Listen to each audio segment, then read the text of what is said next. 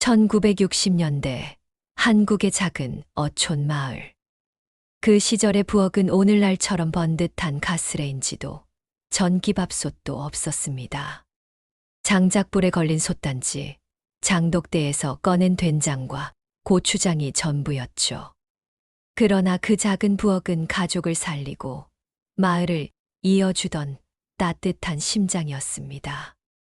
이 이야기는 그 시대를 살았던 한 여인의 부엌에서 시작됩니다. 주인공은 김복순. 30을 간 넘긴 젊은 아나기자, 두 아이의 어머니였습니다. 남편은 이경수. 어부로 매일 거친 바다에 나섰고, 그녀는 부엌에서 가족의 하루를 책임졌습니다. 큰아들 태수는 12살, 막내딸 미자는 9살. 그리고 그 곁에는 늘 편한 이웃들, 옆집 홀몸 노인 김씨, 경순의 아낙들의 웃음과 눈물이 함께했습니다. 지금부터 들려드릴 사연은 1960년대 어머니의 부엌에서 흘러나온 기억입니다. 아직 해가 뜨기도 전 마을은 고요했지만 복순이네 부엌에서는 이미 하루가 시작되고 있었습니다. 그녀는 장독대에서 된장을 떠와 장작불 위 솥에 물을 올렸습니다. 푹푹 끓어오르는 된장국의 구수한 냄새가 부엌문을 넘어 골목까지 번졌죠. 부엌은 단순히 음식을 만드는 곳이 아니었습니다. 마을의 아이들이, 이웃이, 그리고 가족이 함께 모여들어 숨결을 나누는 곳이었죠. 복순의 큰아들 태수는 눈을 비비며 부엌으로 들어와 보리밥 냄새를 맡고는 배를 쓸어내립니다. 엄마, 오늘은 생선 반찬 있어요? 복순은 웃으며 작은 멸치 한 움큼을 볶아내며 대답합니다. 응, 오늘은 멸치볶음이랑 된장국이야. 배부르게 먹어라. 가난한 살림살이였지만 그 부엌에서는 늘 온기가 피어올랐습니다.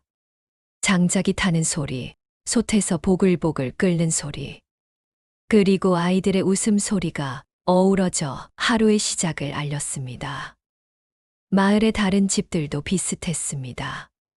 부엌마다 달라붙은 연기 냄새가 골목마다 퍼졌고, 어느 집에서 건 아이들 깨우는 어머니의 목소리가 울려 퍼졌습니다. 하지만 복순의 부엌은 유난히 따뜻했습니다. 그곳은 단지 밥을 짓는 곳이 아니라 삶을 이어가는 마음의 안식처였기 때문입니다. 막내 미자가 졸린 눈을 비비며 엄마, 배고파요라고 말하면 복순은 따뜻한 보리밥에 된장국을 올려주며 말했습니다. 우리 미자, 많이 먹어야 건강하게 자란다. 그 한마디에는 세상 모든 어머니의 사랑이 담겨 있었습니다.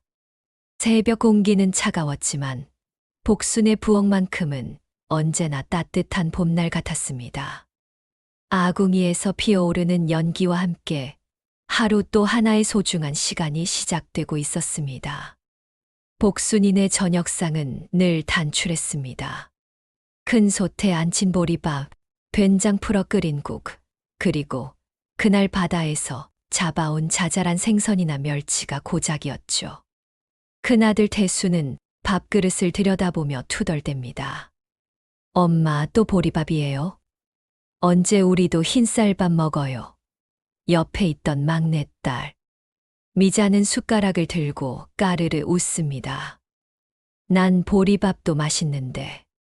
쌀밥은 잔칫날에 먹으면 되지 뭐. 복순은 아이들을 바라보며 마음 한쪽이 저리면서도 애써 미소를 지었습니다. 얘들아, 보리밥이 우릴 살리는 거야. 쌀밥은 없어도 엄마가 끓여주는 된장국이 있잖니. 그날 저녁 반찬은 멸치볶음과 물을 넣은 된장국이었습니다. 남편 경수 씨가 바다에서 큰 고기를 잡아오는 날에는 온 마을이 잔칫집이 되곤 했지만 그런 날은 손에 꼽을 정도였습니다. 대부분의 저녁은 이렇게 소박했죠. 아이들이 밥을 먹는 동안 복수는 늘 자신의 몫을 줄여 아이들 밥그릇에 더 얹어 주었습니다. 태수는 그런 줄도 모르고 국물을 후루룩 마시며 말합니다. 엄마, 학교에서 선생님이 그러셨어요. 앞으로는 우리도 다 잘 살게 된대요. 복수는 잠시 젓가락을 멈추고 아이의 얼굴을 바라봤습니다. 가난이 영원할 것만 같은 시절, 어린 아들의 말이 어쩐지 가슴에 깊게 새겨졌습니다. 부엌 구석에는 커다란 장독대에서 떠온 된장이 한가득 담긴 항아리가 놓여 있었습니다. 그 된장은 해마다 봄이면 콩을 쪄서 메주를 쓰고 겨울을 나며 정성껏 가꿔낸 집안의 보물이었습니다. 아이들은 때로 또 된장이야? 라며 투정을 부렸지만 사실 그 구수한 맛이야말로 그들의 몸과 마음을 지탱해 주는 힘이었죠. 옆집에 사는 홀몸 노인 김 씨가 종종 복순이네 부엌을 찾아왔습니다. 그날도 김 씨는 마당에 들어서며 말합니다. 복순 아짐에 오늘도 된장국 냄새가 참 구수하구먼. 나도 한 숟갈 얻어먹어도 될까? 복순은 서둘러 그릇을 내어 국을 담아드리며 말합니다. 어르신, 멀리 가실 것도 없잖아요. 이 집이 어르신 집이나 마찬가지지요. 부엌은 그렇게 가족의 식구만을 위한 공간이 아니었습니다. 때로는 이웃과 함께, 때로는 굶주린 나그네에게도 따뜻한 밥 한 술을 내어주는 곳이었습니다. 가난했지만 그 나눔의 정이 있었기에 사람들은 웃음을 잃지 않고 살아갈 수 있었습니다. 아이들이 밥을 다 비우고 나면 복수는 그릇을 씻으며 조용히 중얼거렸습니다. 이 아이들이 크면 쌀밥도 마음껏 먹이고 싶다. 그날이 꼭 와야 할 텐데. 그 소망은 된장의 구수한 냄새처럼 부엌 안 가득 퍼져 있었습니다. 부엌이라는 공간이 단순히 끼니를 해결하는 곳이라고 생각한다면 1960년대의 어머니들에게는 서운한 말이 될 겁니다. 그 시절 부엌은 가족의 생명을 이어주는 삶의 현장이자 어머니의 손맛이 세대를 이어주는 사랑의 공간이었으니까요. 복수는 새벽마다 장독대 뚜껑을 열었습니다. 햇볕에 말린 지프로 덮인 장독 안에는 지난 겨울부터 숙성된 된장이 깊은 갈색으로 자리 잡고 있었습니다. 항아리 속에서 풍겨 나오는 구수한 냄새는 마치 어머니의 숨결 같았죠. 그녀는 된장을 조금 덜어내 국을 끓이고 또 고추장을 풀어 멸치를 볶았습니다. 그러나 손맛이라는 건 단순히 맛을 내는 기술만을 뜻하지 않았습니다. 아이들이 건강히 자라기를 바라는 기도, 남편이 무사히 바다에서 돌아오기를 바라는 간절함, 그리고 오늘 하루도 살아내야 한다는 다짐이 담겨 있었죠. 막내 미자가 그런 어머니를 가만히 지켜보다가 물었습니다. 엄마, 왜 엄마 음식은 다 맛있어요? 복수는 잠시 웃으며 대답했습니다. 엄마 손에서 나오는 게 아니라 너희가 맛있게 먹으니까 맛있는 거지. 그 시절 부엌에는 기계도 편리한 도구도 없었습니다. 콩을 직접 삶아 메주를 쓰고 마당에 걸어놓은 빨랫줄에 말린 고추를 빻아 고춧가루를 만들었습니다. 간장, 된장, 고추장 모든 것이 어머니의 손끝에서 만들어졌습니다. 그 손끝은 거칠고 굳은 살이 배었지만 그 안에는 누구보다 깊은 정성과 정직함이 담겨 있었죠. 남편 경수 씨가 바다에서 잡아온 작은 생선들을 부엌에 내어놓으면 복수는 그것을 손질해 소금에 절이고 말려두었습니다. 바람 잘 드는 처마 밑에 매달린 생선들은 아이들의 겨울 반찬이 되었고 또 때로는 이웃과 나누는 귀한 선물이 되었습니다. 그날도 옆집 안악이 부엌으로 들어와 말했습니다. 복순 아짐에 지난번 주신 말린 고등어 덕에 우리 애들이 잘 먹었어요. 이번엔 제가 김장김치 좀 나눠드리러 왔어요. 복수는 환하게 웃으며 부엌 한쪽에 김치독을 받아 두었습니다. 그 나눔은 단순한 음식 교환이 아니라 함께 살아가는 사람들 사이에 끈끈한 정을 이어주는 달이었습니다. 부엌 한편에는 작은 바가지와 나무 절구가 놓여 있었습니다. 절구지라는 소리는 마을 아이들에게는 흔한 배경음악이었고, 그 소리만 들어도 사람들은 아, 오늘은 복순이네에서 뭘 만들고 있구나 하고 알 수 있었습니다. 복순의 손맛은 아이들에게 단순히 배를 채우는 음식이 아니었습니다. 태수는 학교에서 선생님이 나눠준 빵을 맛보고 집에 와서 말했습니다. 엄마, 빵도 맛있는데 그래도 난 엄마 된장국이 더 좋아. 그 한마디가 복순에게는 세상에서 가장 큰 위로이자 보람이었습니다. 세월이 흐르며 사람들은 흔히 말합니다. 옛날 어머니 밥상은 왜 그렇게 맛있었을까? 그 답은 아마도 그 시대 어머니들의 손끝에서 흘러나온 정성, 그리고 가족을 살리려는 사랑에 있었을 겁니다. 복순의 부엌, 그곳은 단순히 음식을 만드는 곳이 아니라 사람과 사람을 이어주고 오늘과 내일을 이어주던 삶의 끈이었습니다.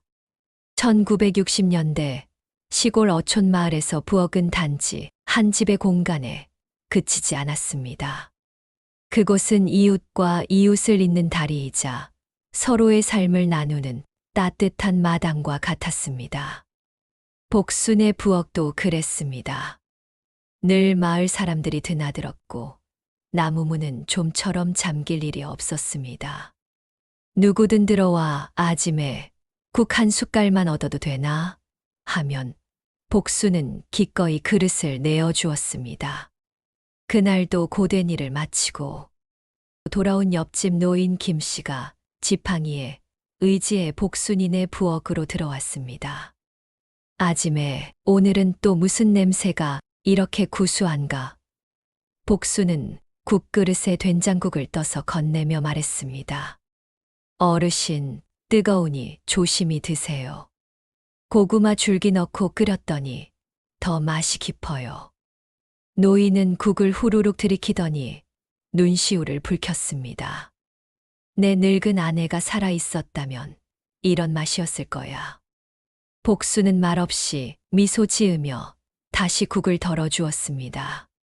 이웃과의 나눔은 단순히 음식의 나눔을 넘어 서로의 삶을 보듬는 일이었습니다. 가난했던 시절 어느 집이나 넉넉한 살림이 없었기에 없는 것은 서로 채워주며 살았습니다. 쌀이 귀하면 보리를 빌려주고 김장이 모자라면 김치독을 나눴습니다. 그렇게 해서 한 집의 부엌이 곧 마을 전체의 부엌이 되었죠. 복순이 부엌에서 갓볶아낸 멸치 무침은 자주 옆집 안악의 밥상에 올랐습니다. 대신 옆집에서는 텃밭에서 딴 열무와 배추를 가져와 복순에게 건넸습니다. 아짐에, 이거 우리 밭에서 막 뽑은 거예요. 오늘 저녁에 국 끓이시면 좋을 거예요. 복순은 그 말을 들으며 마음 한쪽이 따뜻해졌습니다. 서로 가진 건 많지 않았지만 함께 나누는 그 정 덕분에 굶주림 속에서도 웃음이 사라지지 않았던 겁니다. 아이들도 자연스레 그 나눔 속에서 자랐습니다. 태수와 미자는 옆집 아이들과 함께 밥을 먹고 때로는 김밥 한 줄을 나눠 먹으며 우정을 키워갔습니다. 내 집 반찬은 우리 집보다 맛있다. 아니야, 내 집 된장국이 더 맛있어. 아이들의 이런 투정은 가난한 시절에도 웃음을 자아내는 귀한 순간이었습니다. 부엌은 또한 위로의 장소이기도 했습니다. 어떤 날은 남편을 잃은 안악이 울음을 삼키며 복순이네 부엌에 앉아 있기도 했습니다. 그럴 때 복순은 따뜻한 국 한 숟갈을 내어주며 말했습니다. 언니, 우리 다 같은 처지 아입니까? 울고 나면 밥 먹고 기운 내야지. 그 말 한마디에 이웃은 다시 삶을 이어갈 힘을 얻었습니다.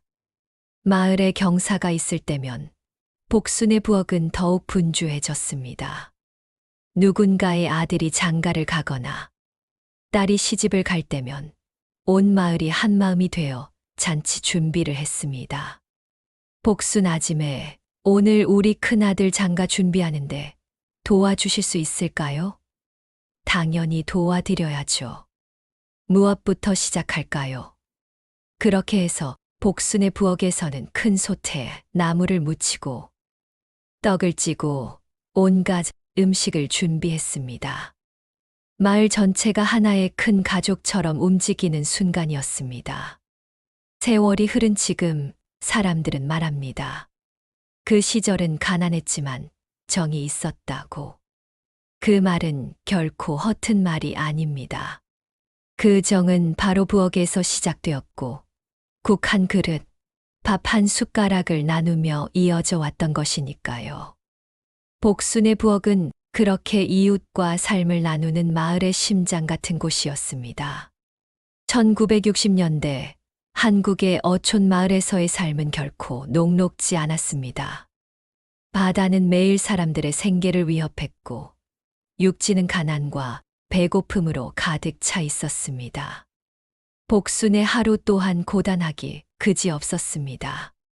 새벽 바닷바람이 차갑게 스며드는 시간, 남편 경수 씨가 그물을 메고 바다로 나가면 복순은 부엌에서 불씨를 일으키며 하루를 시작했습니다. 아궁이에 나무를 지피는 일은 늘 연기와의 싸움이었습니다. 눈물이 흘러내려도 손수건으로 훔칠 틈 없이 밥을 안쳐야 했습니다. 쌀이 귀하던 시절이라 밥상에는 보리쌀이 더 많았습니다. 때로는 고구마와 감자를 넣어 끼니를 대신하기도 했습니다. 아이들은 투정을 부렸습니다. 엄마, 왜 맨날 보리밥이에요? 그럴 때마다 복순은 부드럽게 웃으며 말하곤 했습니다. 그래도 우리 밥상에 김치 있고 국 있는 게 어디야. 배불리 먹을 수 있는 날이 곧 올 거다. 남편 경수 씨의 어깨 또한 무거웠습니다. 바다는 그에게 매일 생과 사의 경계였습니다. 풍랑이 심한 날이면 마을의 안악들은 부둣가에 나와 발을 동동 굴렀습니다. 복순도 늘 가슴을 조이며 기도했습니다. 제발 오늘도 무사히 돌아오게 해주소서. 저녁이 되어 남편이 무사히 돌아오면 복순은 고단함 속에서도 가장 먼저 웃었습니다. 물고기가 많든 적든 상관없었습니다. 그저 남편이 무사히 돌아왔다는 사실 하나로 그녀의 얼굴에는 안도의 미소가 번졌습니다. 그 웃음은 아이들에게도 힘이 되었습니다. 태수와 미자는 엄마의 웃음을 보며 알았습니다. 우린 힘들어도 괜찮아. 엄마가 웃고 있으니까. 이웃들과 함께하는 저녁 밥상은 또 다른 위로였습니다. 배고픔은 여전했지만 밥상머리에서 나누는 이야기와 웃음소리는 고단함을 잠시 잊게 했습니다. 그 속에서 복순은 깨달았습니다. 삶이 아무리 힘들어도 웃음을 잃지 않으면 우리 집은 무너지지 않는다. 그녀의 미소는 단순한 표정이 아니라 가족을 지키는 하나의 등불이었습니다. 그 등불은 거센 풍랑 속에서도 꺼지지 않았습니다. 오히려 어두울수록 더욱 환히 빛났습니다. 어떤 날은 남편이 빈 그물만 들고 돌아오기도 했습니다. 그런 날이면 복순은 더욱 창의적인 사람이 되어야 했습니다. 마을 뒷산에서 나무를 캐고 바닷가에서 미역을 뜯어 국을 끓였습니다. 오늘은 특별한 나물국이야. 우리 미자가 좋아하는 거지. 미자는 까르르 웃으며 고개를 끄덕였습니다. 복순의 손등은 늘 거칠었습니다. 장작불에 그을리고 찬바람에 트고 빨래와 설거지로 굳은 살이 배었습니다. 하지만 그 손으로 아이들의 이마를 어루만질 때면 그 어떤 부드러운 손길보다 따뜻했습니다. 엄마 손이 이렇게 따뜻할 수가 있어요? 태수가 감기에 걸렸을 때 복순의 손길은 그 어떤 약보다도 효과가 있었습니다. 늦은 밤 아이들이 잠든 후에도 복순의 하루는 끝나지 않았습니다. 내일 아침 밥을 위해 쌀을 일어 놓고 된장독을 확인하고 빨래를 개어 놓았습니다. 그 모든 일을 하면서도 그녀는 늘 작은 노래를 흥얼거렸습니다. 달빛 아래서 빨래하며 우리 집 지키는 복순이라네. 그 노랫소리는 밤 공기를 타고 이웃집까지 전해졌습니다. 사람들은 그 소리를 들으며 안심했습니다. 복순이 아지매가 노래하고 있으니 우리 마을도 평안하구나. 세월이 흐른 뒤 태수는 종종 회상했습니다. 그 시절 우리 어머니는 참 고생하셨지. 그래도 늘 웃음을 잃지 않으셨다. 그 미소가 아니었다면 우리 가족은 아마 버티지 못했을 거야. 고단함 속에서 피어난 그 미소는 지금 이 순간에도 누군가의 가슴을 따뜻하게 비추는 기억으로 남아 있습니다. 세월은 바람처럼 흘러갔습니다. 1960년대의 그 작은 어촌 마을에도 점차 변화의 바람이 스며들기 시작했습니다. 아이들은 자라 마을을 벗어나 도시로 향했고, 바다는 여전히 그 자리에 있었지만 사람들의 삶은 서서히 달라지고 있었습니다. 복순의 부엌도 세월의 흔적을 고스란히 간직했습니다. 아궁이의 그을음은 검게 칠해져 있었고 솥뚜껑에는 수많은 날들이 쌓인 흔적이 반짝였습니다. 그 부엌은 단순히 밥을 짓는 공간이 아니었습니다. 가난을 견디고 가족을 살리고 웃음을 지켜낸 삶의 무대였습니다. 세월이 흐르면서 복순의 손은 점점 더 거칠어졌습니다. 쌀 한 톨, 보리 하나를 아껴가며 밥을 지어내던 손 그 손에는 깊은 주름이 새겨졌고 손등에는 햇볕에 그을린 흔적이 남았습니다. 하지만 그 손길은 여전히 따뜻했습니다. 아이들이 고향을 찾아 돌아오면 복수는 변함없이 부엌에 불을 지피며 말했습니다. 그래, 많이 고생했지? 얼른 앉아. 밥 해줄게. 그 목소리는 세월이 흘러도 변치 않는 어머니의 품과 같았습니다. 남편 또한 세월의 무게를 이겨내지 못했습니다. 거센 바다에서 몸으로 버틴 세월은 그의 허리를 굽게 만들었고 그의 손마디는 굳어져 있었습니다. 그러나 남편이 집으로 돌아와 아내의 밥 냄새를 맡을 때면 그는 늘 말하곤 했습니다. 역시 집밥이 최고구먼 복순이 솜씨는 어디 내놔도 빠지지 않아. 그 말 한마디에 복순은 미소 지었습니다.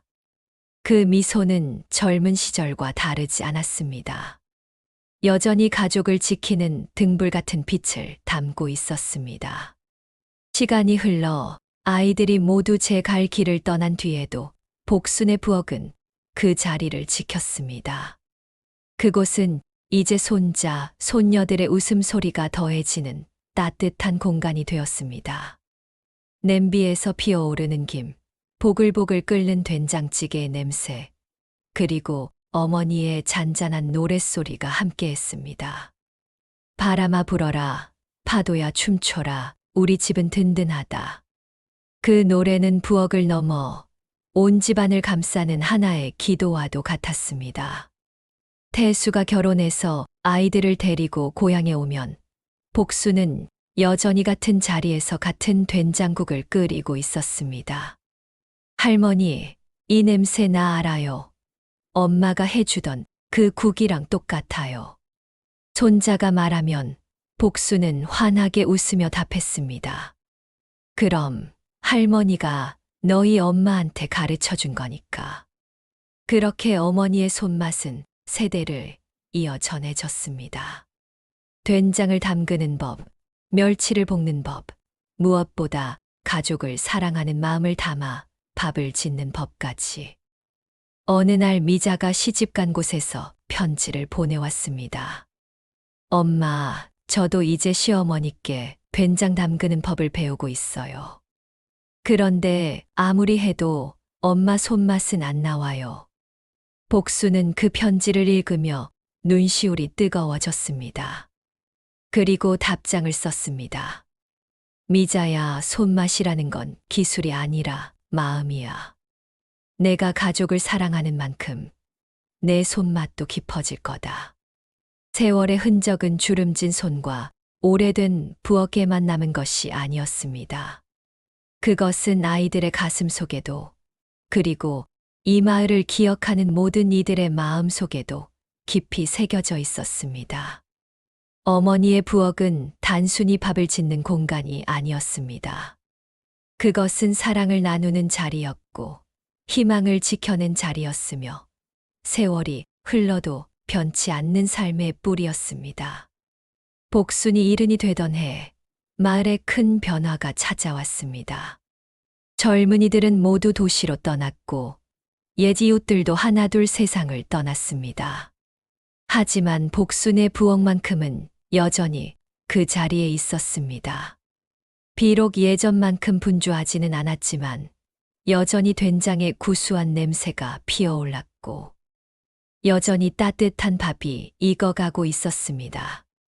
그리고 지금도 누군가의 마음 속에는 그 시절 어머니의 부엌에서 피어올랐던 따뜻한 밥 냄새와 웃음소리가 여전히 살아 숨 쉬고 있습니다. 세월이 아무리 흘러도 어머니의 사랑만큼은 결코 변하지 않는다는 것을 그 작은 부엌이 우리에게 가르쳐 주고 있습니다. 오늘도 수고 많으셨습니다. 다음 시간에도 여러분의 마음을 따뜻하게 해드릴 이야기로 찾아뵙겠습니다. 감사합니다.